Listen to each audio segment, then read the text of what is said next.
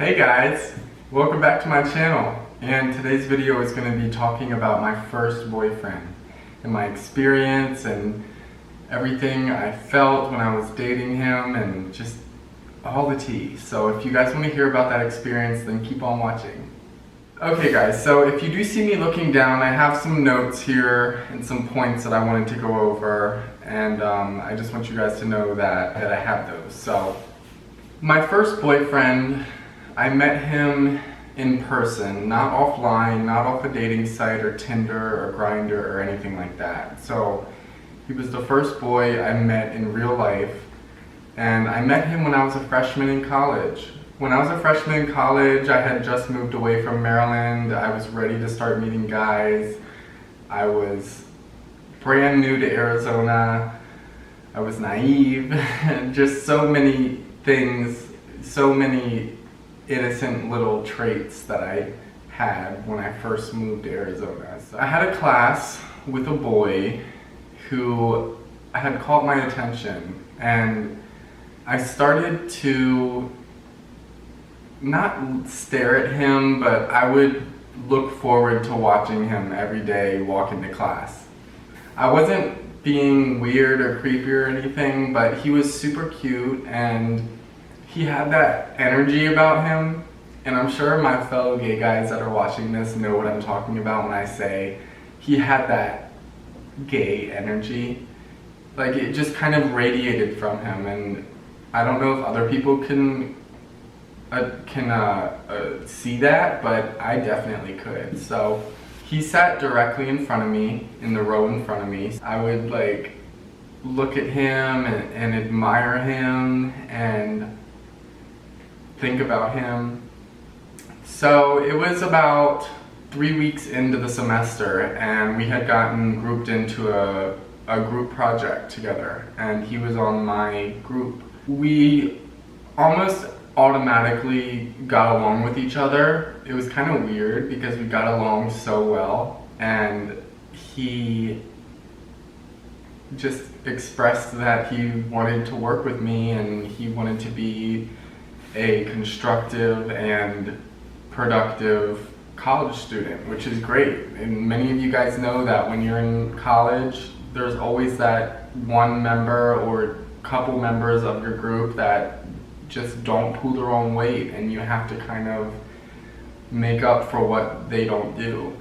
And he wasn't like that. He was a very studious college student, you know, and I related to him in that way. And after about 3 days of being in the same group project with each other, I finally asked him for his number, and I was like, so let's try to study together, and let's you know, work on this project together. And he was like, yeah, I live in so-and-so. And I was like, I live in so-and-so too. And I never knew that he lived where I lived. I found out that he lived in the same dorm building as me, and that was awesome.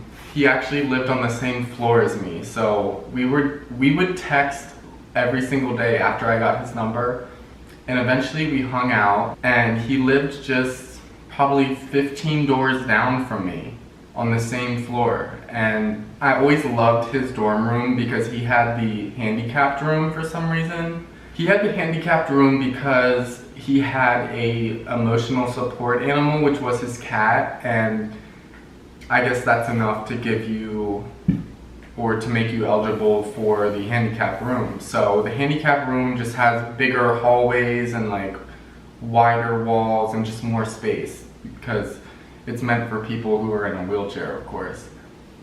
So I always loved hanging out with him. His room was awesome. He had a north-facing room, so there was always natural light, and it didn't feel dark or grungy or anything like that. And I just really enjoyed going over to hang out with him and watch YouTube videos and Netflix movies and stuff like that. So eventually, after about a month of hanging out as friends, he got the courage to ask me out and to be his boyfriend. And I had never had a boy in my life ask me to be their boyfriend, so I was elated. I was jumping for joy. I was so excited that he wanted to date me, especially since I originally initiated our communication. So I was very happy that he asked me to be his boyfriend. I said yes almost quicker than he could finish his question. And you know, we dated, and one of the things that kind of got me about our relationship was I was so nervous to get intimate with him. I never made a move like that, like a serious move. And I always was just very easygoing with him, and I just wanted to make sure that he was happy and enjoying his time. So again, we never really got intimate, and I think that's one of the main things that took a toll on our relationship, was that it almost seemed like it was all up to me. It seemed like if I hadn't made that move, you know, he would have never. And I never did make a move, so he made a half move, and then it kind of turned into something weird, and it got awkward, and we didn't really take it any further.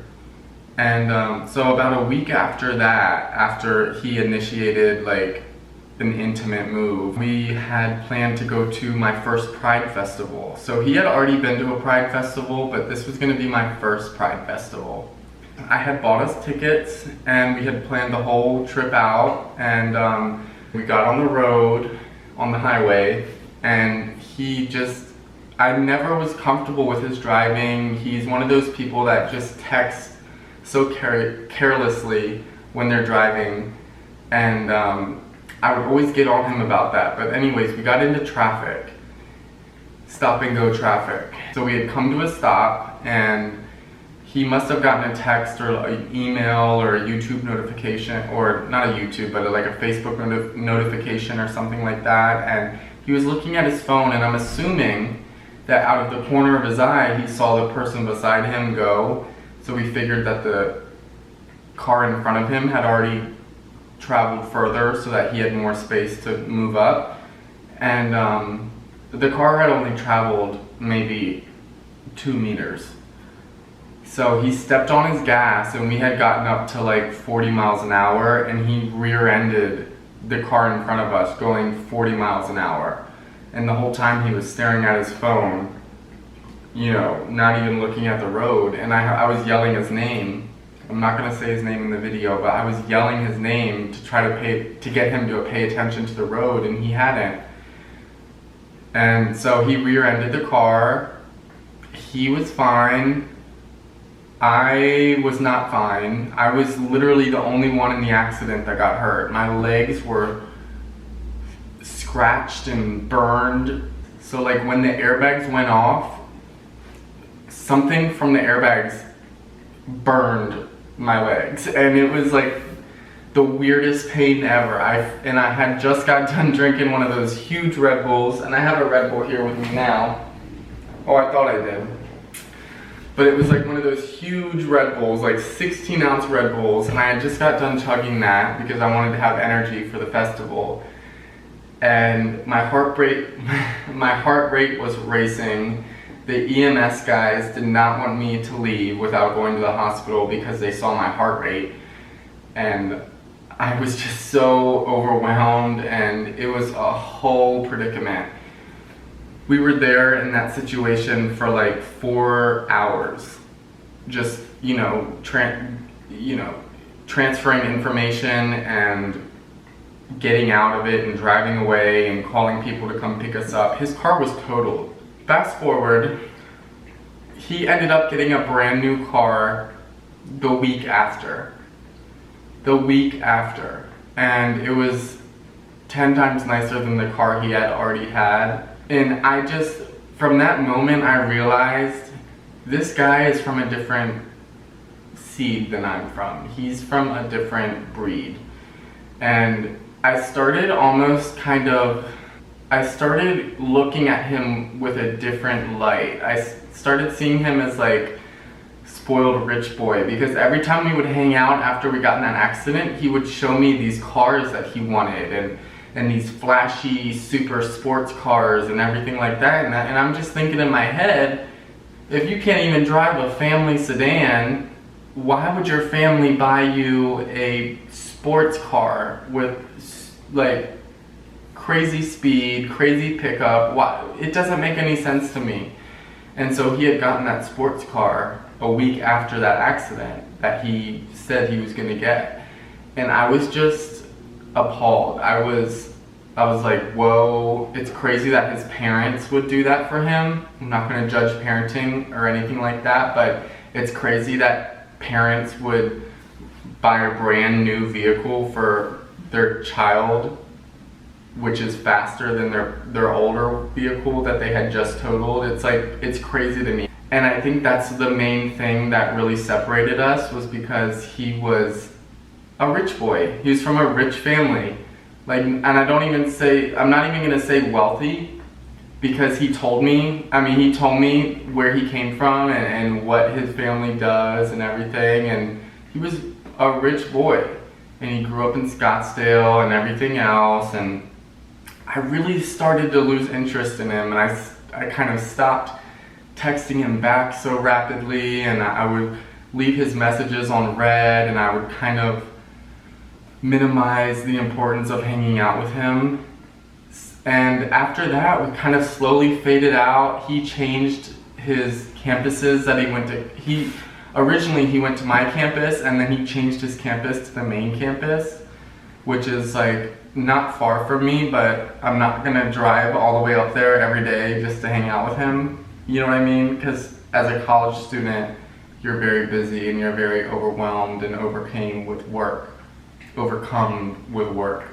Anyway, that relationship ended, and I just kept on with my life. But that was my first boyfriend, and I met him in real life, and I had the balls to go up and talk to him, and I'll always remember him, of course, but I just wanted to share this story with you guys because it was a short-lived relationship, but I learned a lot from it. And I actually saw him 2 years later when I went up to Tempe, which is the town where the main campus is that he was going to. And I saw him working in one of those hippie shops with like patchouli and potpourri and stuff like that, incense and everything else. So I saw him working there, and he had given me a hug, and we were texting a little bit after that, but it kind of just faded out. And I haven't really talked to him since, and I hope he's doing well. And I hope if he's watching this video, he knows who he is. And I don't want him to take any offense to this video at all, but he was my first relationship, and that was at 18. He was my first gay relationship. And that's a huge thing. I've learned a lot from him. I really haven't I dated one guy after him, and that's a whole other story that I might talk about later on. So I'm very grateful for my experiences, and I've learned a lot from just being around him and dating him, and he inspired me, and I hope I inspired him too. Anyways, guys, I want to thank you so much for watching this video. This was my first boyfriend story time. I hope you enjoyed it. I gave you all the tea. There really wasn't that much tea in our relationship, so it was kind of short-lived and it didn't really last that long. But I hope you guys enjoyed listening to it, and I will see you in the next one. Bye, guys.